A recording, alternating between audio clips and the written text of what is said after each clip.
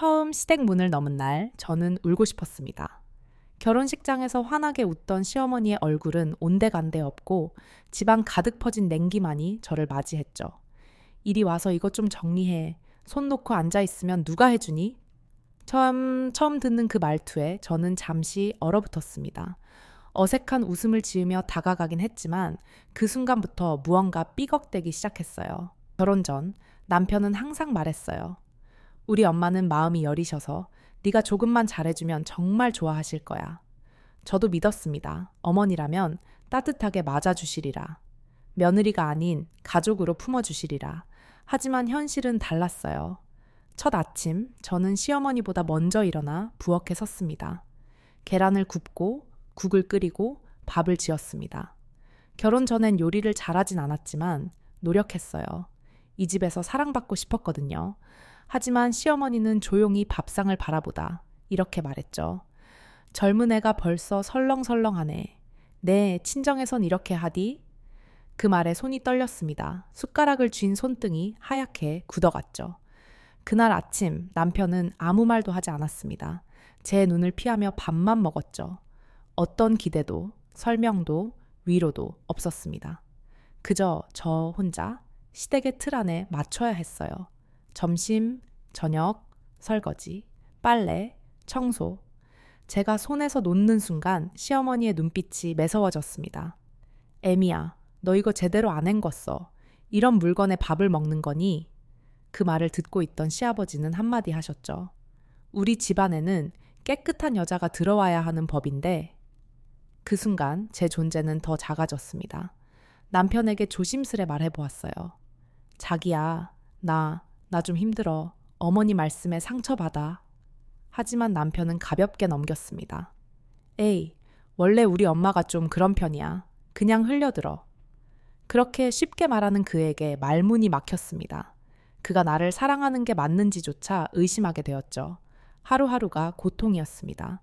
도움은커녕 매일 실수를 지적당하고 비교당하고 평가당했습니다. 아휴, 네가 우리 옆집 며느리 반만 닮았어도 좋겠구먼. 내 친정에서 널 어떻게 키운 거니? 이런 말들을 들으며도 저는 웃어야 했습니다.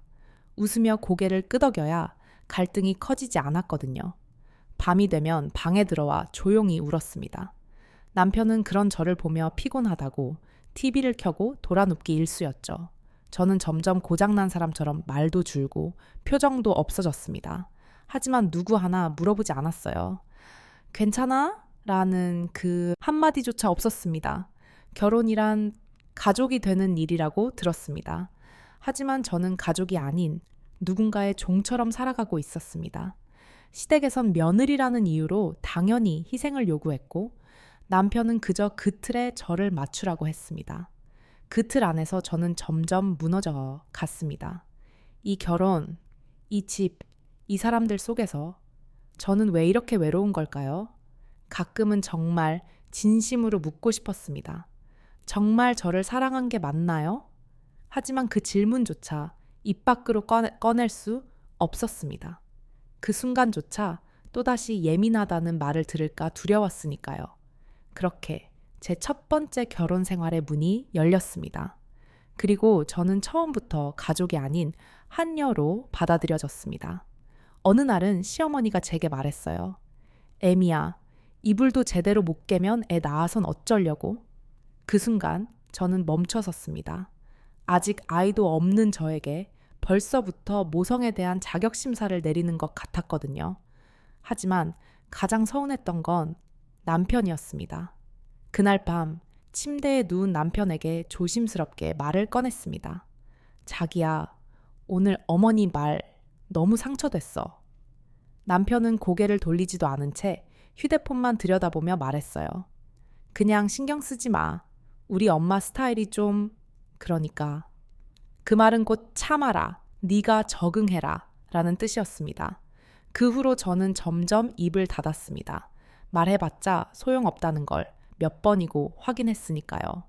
시댁에서는 언제나 눈치를 봐야 했고 남편은 그런 저를 그냥 지나쳤습니다.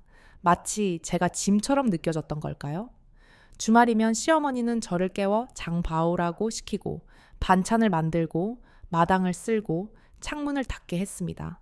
남편은 그 사이에 뭐 했냐고요? 침대에 누워 게임을 했습니다. 가끔 시아버지와 드라마를 보기도 했죠. 한 번은 너무 힘들어서 설거지 하다가 그릇을 떨어뜨렸어요. 그 순간 시어머니가 고함쳤습니다. 이게 얼마짜린데 도대체 뭐 하는 거야? 내가 그래서 며느리 들이기 싫었단 말이야. 제 눈에선 눈물이 뚝 하고 떨어졌고 남편은 그 옆에서 조용히 고개를 떨구기만 했습니다. 아무 말도 아무 행동도 하지 않았어요. 그저 조용히 외면했죠. 저는 그날 밤 물었습니다. 자기야, 왜 나 좀 감싸주지 않아? 남편은 그제야 한숨을 쉬며 말했어요. 그냥 우리 집은 원래 이래. 나도 어릴 때부터 이렇게 컸고. 그 말은 넌 여기에 맞춰 살아라 라는 선고처럼 들렸습니다. 그날 이후 저는 마음속으로 결심했습니다. 이 집에서 살아남기 위해선 감정도 생각도 내 자존심도 모두 버려야 한다고. 사람이 아니라 역할로 살아야 한다고. 며느리라는 이름의 한여로. 하지만요, 그렇게 하다 보면 사람이 정말 텅 비게 됩니다. 아무도 알아주지 않고 아무도 손 잡아주지 않으면 결국 내 안에 있던 사람도 사라집니다. 어느 날 거울을 봤는데요. 그 안에 있는 여자가 낯설었습니다. 초췌한 얼굴, 빛 없는 눈, 웃지 않는 입술. 그게 저였습니다. 결혼 전 사랑받고 싶었던 그 마음은 이제 온데간데 없고 남편의 무관심 속에 시댁의 냉대 속에 저는 점점 제 존재를 잃어가고 있었습니다. 그런데도 제가 이 결혼을 지키려 했던 이유요? 바로 사랑이었어요. 남편이 언젠가 돌아봐 주리라는 작고 여린 희망. 그것 하나 믿고 저는 오늘도 일어섰습니다. 하지만 과연 그 희망은 제 착각이었을까요? 어느 날 아침 해도 뜨기 전에 일어났습니다. 부엌에서는 시어머니가 쿵쿵거리며 냄비를 내려놓고 계셨어요. 이제 일어났냐? 시댁에 와서 늦잠이라니. 버릇없네. 그 말에 저는 머리를 조아리며 죄송합니다 라고 중얼거렸죠. 하지만 마음속에선 무언가 무너져 내리는 소리가 났습니다. 왜 저는 항상 죄송해야 할까요? 하루도 쉬지 않고 설거지, 청소, 빨래, 장보기 일하듯 살았지만 돌아오는 건 꾸짖음뿐이었습니다. 어느 날은 감기 몸살이 심해서 일어나기도 힘들었어요. 그래도 부엌으로 기어가듯 나갔습니다. 그런 저를 본 시어머니는 단호하게 말했죠. 몸이 좀 안 좋다고 안 할 거야? 우리 때는 열이 펄펄 나도 밥하고 애 봤어. 그 말이 그렇게 날카로울 줄 몰랐습니다. 그저 따뜻한 말 한마디가 듣고 싶었을 뿐인데 남편에게 전화했지만 그는 받지 않았습니다. 회사 일이 바쁘다는 이유로. 결국 저는 이불도 제대로 덮지 못한 채 마루 구석에서 쓰러지듯 하루를 보냈어요. 그리고 그날 밤 고열에 시달리며 꿈을 꾸었습니다. 그 꿈속에서 친정엄마가 저를 안아주고 있었어요. 우리 딸, 거기서 왜 그렇게 살고 있니? 눈을 뜨자 눈물이 흘렀습니다. 목구멍까지 차오르는 그리움에 숨이 막혔어요. 하지만 이 집에서는 울음조차 허락되지 않았습니다. 눈물은 약자의 무기라고 시어머니는 자주 말했거든요. 며느리라는 이름은 왜 이토록 무거운 걸까요? 왜 저는 결혼과 동시에 사람이 아니라 역할로만 평가받게 되었을까요? 친정에선 제 생일이면 다 같이 모여서 케이크에 촛불도 켜주고 노래도 불러줬는데 시댁에선 제 생일조차 잊혀졌습니다. 그날 제가 조심스레 말했어요. 어머니, 오늘 제 생일인데요. 그러자 돌아온 대답은 이랬습니다. 어휴, 애미야. 결혼하고 나면 그런 거 챙기는 거 아니야. 애나 낳아봐. 그땐 내 생일도 없어. 저는 그 말을 곱씹었습니다. 결혼하면 내 생일도 없어지는구나. 내가 나인 것도 잊어야만 하는구나. 그날 밤 방 안에서 촛불 하나 켜고 혼자 케이크를 먹었습니다. 작은 종이 케이크였지만 눈물은 멈추지 않았어요. 그 누구도 저를 축하해주지 않는 그날. 저는 처음으로 진지하게 생각했습니다. 내가 이 집에서 평생 살아도 되는 걸까? 남편에게 다시 한번 말해봤어요. 우리 따로 나가서 살면 안 될까? 조금만 떨어져 살면 나도 좀 숨 쉴 수 있을 것 같아.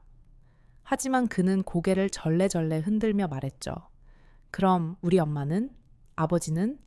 지금 우리가 나가면 부모님이 뭐라고 하겠어? 그의 말에는 제 고통은 없었습니다. 오직 부모님의 체면, 가족의 시선, 그 틀 속에서 저는 점점 사라지고 있었습니다. 며느리라는 이름은 저를 사람에서 그림자로 만들었습니다. 존재는 있지만 존재감은 없는 삶. 누군가 말 좀 해줬으면 좋겠어요. 넌 잘하고 있어. 네가 틀린 게 아니야. 라고.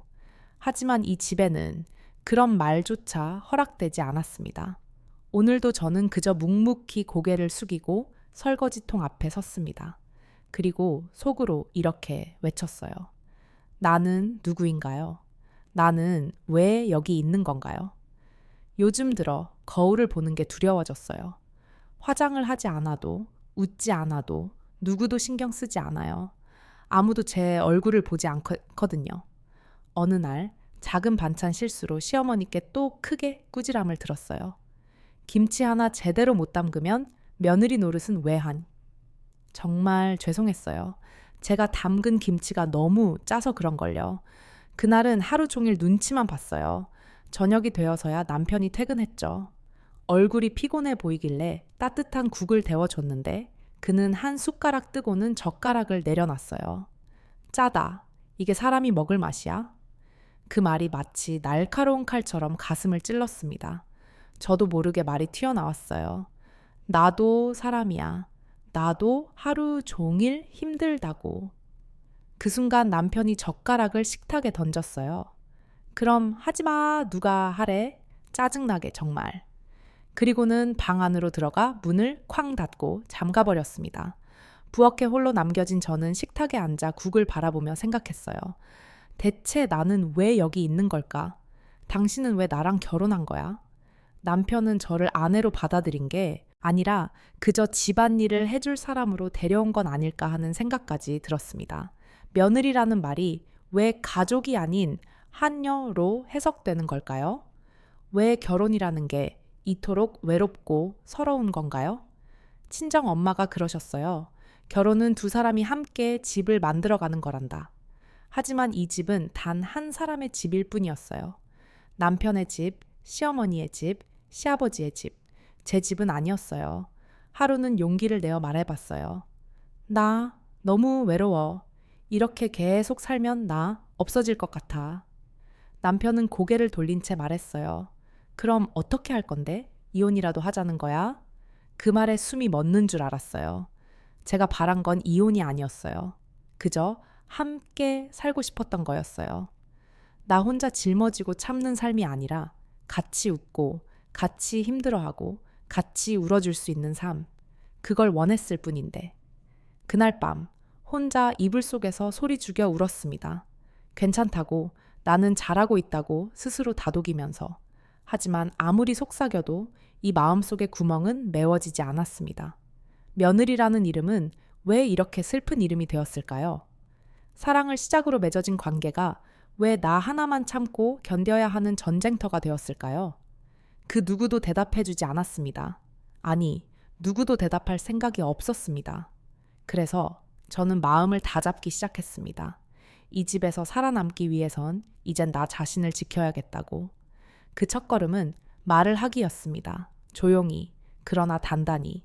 다음 날 아침 시어머니가 또 불만 가득한 얼굴로 말했어요. 아직도 청소 안 했어? 그때 저는 고개를 들고 말했어요. 어머니, 저도 오늘 병원에 가야 해서요. 몸이 너무 안 좋아요. 시어머니는 언짢은 표정이었지만 저는 그 말을 삼키지 않았습니다. 처음으로 제 존재를 말했습니다. 그 순간 아주 작게 제 마음속에서 무언가 움직이기 시작했습니다. 그건 두려움이 아니라 존엄이었습니다. 그날 이후 저는 조금씩 변하기 시작했습니다. 여전히 집안일은 제 몫이었지만 적어도 제 마음만큼은 조금씩 중심을 잡아가고 있었어요. 몸이 안 좋아 병원에 다녀온 날 진료를 마치고 잠시 벤치에 앉았습니다. 눈을 감고 조용히 바람을 느꼈어요. 정말 오랜만에 세상과 단절된 기분이었죠. 누가 부르지도 않고 잔소리도 없고 무엇을 해야 한다는 의무도 없는 시간. 그 짧은 시간이 저에겐 선물 같았어요. 병원에서 받은 처방전과 함께 의사 선생님이 제게 말했어요. 과로와 스트레스가 심하시네요.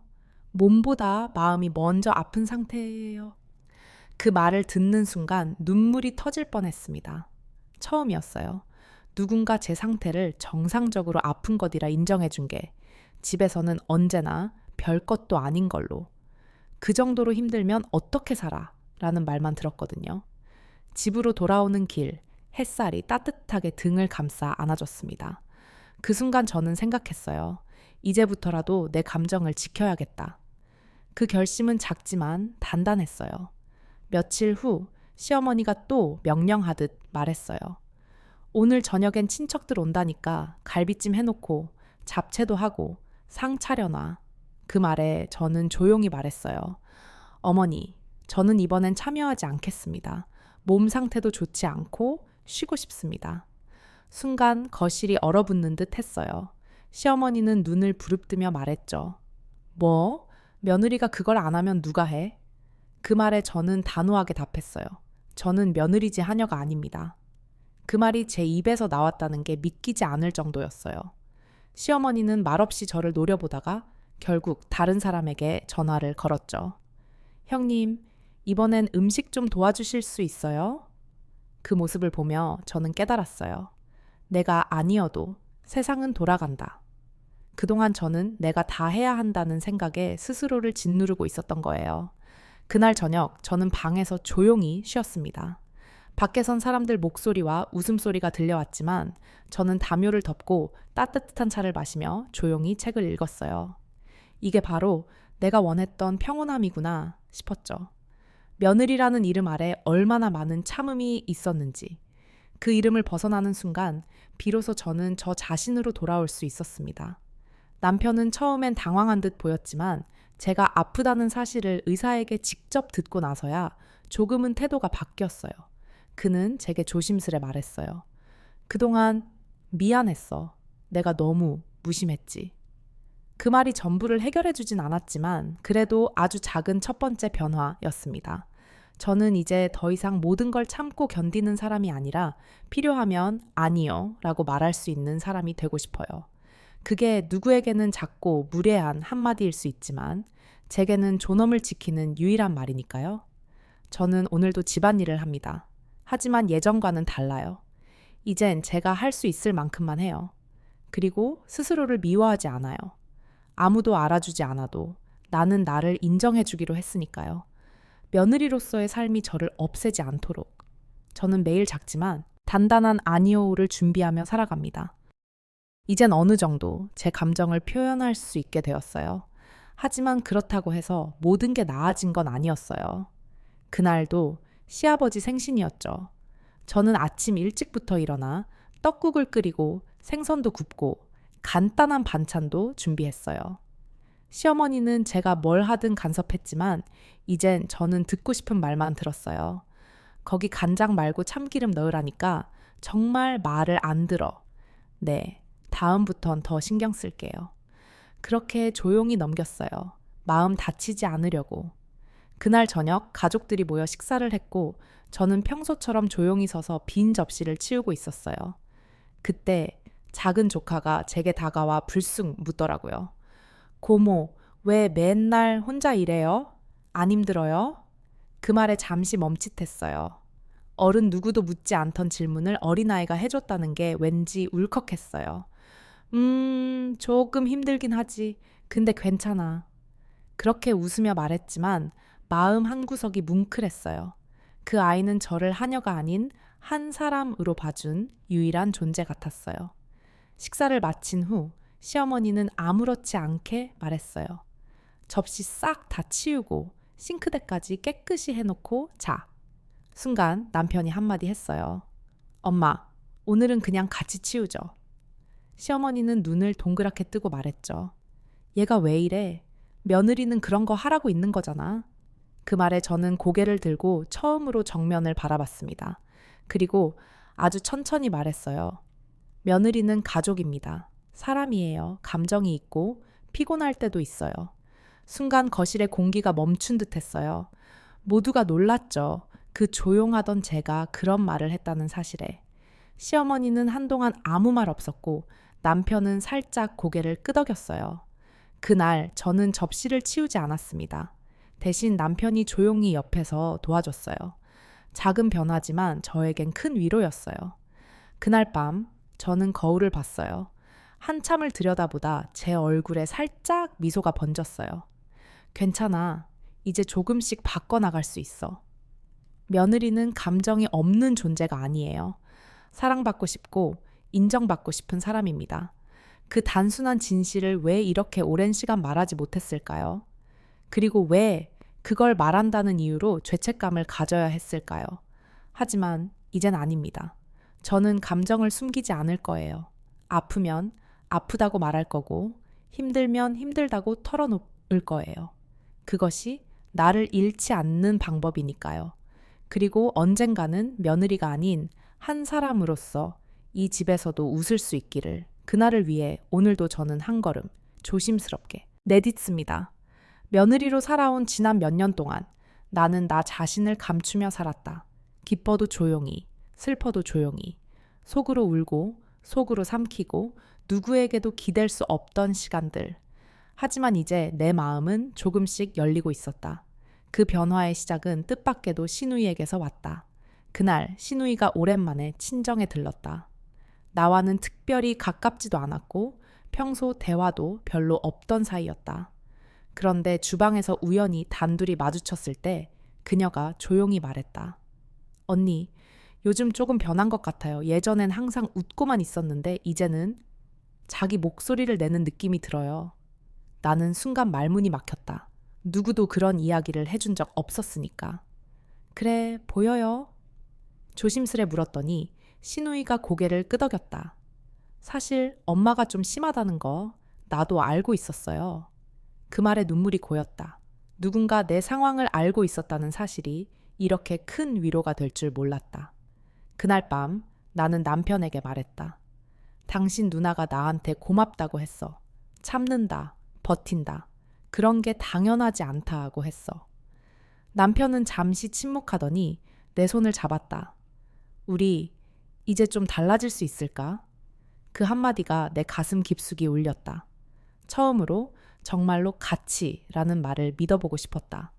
며칠 뒤 또다시 시어머니는 잔칫집처럼 손님을 부르고 식사 준비를 나 혼자에게 맡기려 했다. 예전의 나라면 말없이 그대로 따랐겠지만 이번엔 달랐다. 나는 말없이 식탁 앞에 앉아 손등에 힘을 주며 말했다. 어머니, 이번에는 저 혼자 준비할 수 없습니다. 누구나 밥은 먹지만 누구도 혼자 준비하진 않잖아요. 시어머니의 얼굴이 굳어졌다. 하지만 그 말이 틀렸다고 누구도 말하지 못했다. 남편이 일어나 조용히 말했기 때문이다. 엄마, 이제는 같이 해요. 그게 가족이니까. 그날 나는 처음으로 시누이와 함께 부엌에서 요리를 했다. 그녀가 말없이 감자를 깎으며 말했다. 언니, 많이 힘들었죠? 이제부터는 혼자 하지 말아요. 그 말에 눈물이 떨어질 뻔했지만 나는 고개를 숙이며 조용히 웃었다. 그 조용한 부엌 안에서 두 사람의 작은 연대가 시작된 것이다. 며느리는 결코 약한 존재가 아니다. 단지 너무 오랫동안 혼자였던 것이다. 하지만 이제는 다르다. 작은 손 하나가 내 등을 밀어주었고 그 손길은 내 마음의 벽을 조금씩 허물었다. 괜찮아. 이제는 나도 누군가에게 기댈 수 있어. 그렇게 생각하니 세상이 조금은 따뜻해 보였다. 그날 이후로 나는 조금씩 안정을 찾아가겠다. 시누이의 존재는 생각보다 큰 버팀목이 되었고 남편도 예전보단 부드러워졌다. 무엇보다 내가 나를 너무 미워하지 않게 되었다. 하지만 행복이라는 건 늘 오래 머물지 않았다. 그날은 시댁에 큰 제사가 있는 날이었다. 어릴 적부터 전통을 중요하게 여겨온 시어머니는 이 날만큼은 온 가족이 일사불란하게 움직이길 바랐다. 저는 이젠 예전처럼 아무 말 없이 다 하지는 않기로 다짐했기에 남편과 역할을 분담하기로 했습니다. 그런데 아침부터 시어머니의 표정은 좋지 않았습니다. 제사상에 남자가 나서면 안 되는 거 너 모르니? 어머니, 요즘은 그렇게 안 해요. 저도 이제는 같이 나눠서 하기로 했어요. 그 말이 끝나기도 전에 시아버지의 목소리가 거칠게 울렸습니다. 너 지금 누구한테 말대꾸야? 너무 나댄다, 진짜. 순간 식탁 위에 놓인 젓가락이 내려앉는 소리가 쨍 하고 울렸어요. 모든 가족들이 멈춰섰습니다. 나는 아무 말도 못했습니다. 입술을 깨물며 그 자리를 피했어요. 작은 방 안에 들어가 문을 닫고 무릎을 안고 앉았습니다. 숨이 막혔어요. 나는 분명히 용기 내서 말을 한 것뿐인데 왜 다시 모든 게 원점으로 돌아간 것 같았을까요? 그날 저녁 남편은 조용히 방에 들어왔습니다. 미안해. 내가 더 강하게 말했어야 했는데. 나는 고개를 저었어요. 괜찮아. 나는 그냥 너무 지쳤어. 그 순간 내 눈에서 눈물이 흘렀습니다. 조용히 방 안을 적셨습니다. 나는 바란 게 아니었어요. 존경도, 대단한 인정도, 그저 사람 대 사람으로 대해주길 바랐을 뿐이었어요. 며느리는 기계가 아닙니다. 시댁의 감정 쓰레기통도 아닙니다. 그걸 말하는데 왜 이렇게 시간이 오래 걸린 걸까요? 그 방 안에서 나는 내 마음에 묻고 또 물었습니다. 나는 이 가정을 계속 지켜야 할까? 그 질문은 너무 무겁고 너무 외로웠습니다. 하지만 그 질문을 외면한 채 사는 게 더 고통스럽다는 걸 이제는 알게 되었습니다. 그날 밤 나는 거울을 다시 들여다봤습니다. 붉어진 눈, 지쳐있는 얼굴. 하지만 그 안에서도 작은 불빛이 보였습니다. 이제는 더 이상 나를 지우지 않을 거야. 그 다짐은 조용히 내 가슴 속에서 작게, 하지만 단단하게 울리고 있었습니다.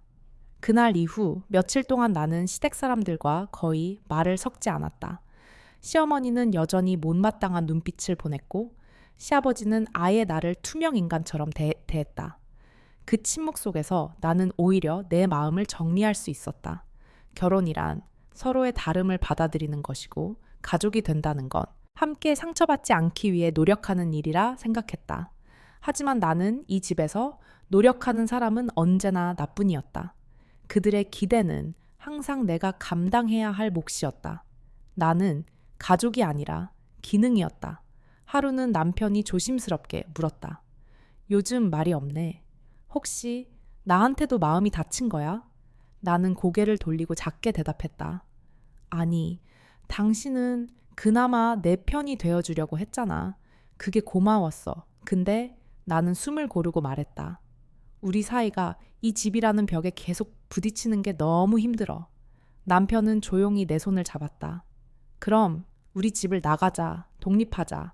아이도 있으니까 이제는 우리만의 공간이 필요해. 그 말은 솔직히 내가 오래전부터 바랐던 것이었다. 하지만 나는 그의 눈을 똑바로 바라보며 말했다. 그게 정말 가능하다고 생각해? 당신이 엄마, 아빠서 앞에서 한 번이라도 나를 제대로 지켜준 적 있었어? 남편은 말없이 고개를 숙였다. 그 침묵이 무엇보다 더 아팠다. 그날 밤 나는 혼자 안방에 앉아 결혼 앨범을 꺼냈다. 웃고 있는 두 사람.